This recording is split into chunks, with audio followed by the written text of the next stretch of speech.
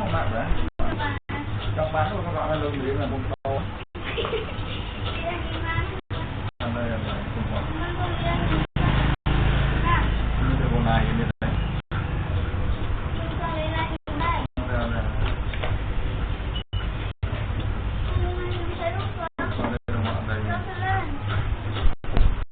Quay là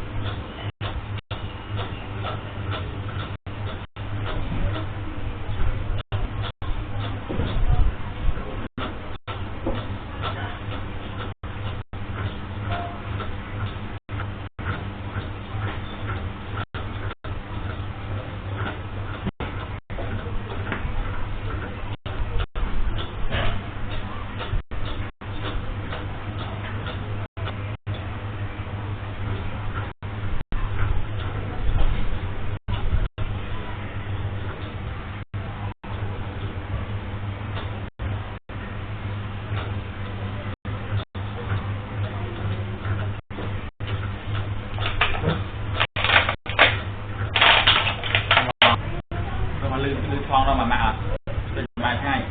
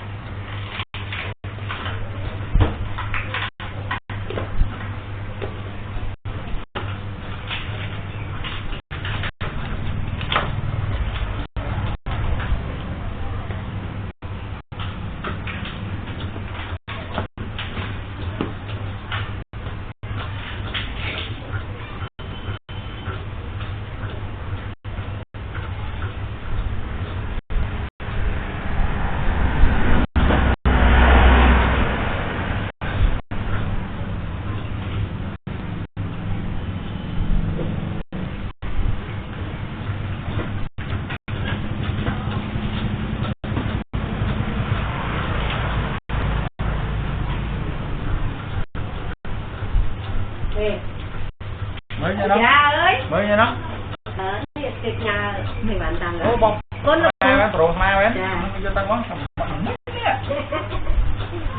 chậm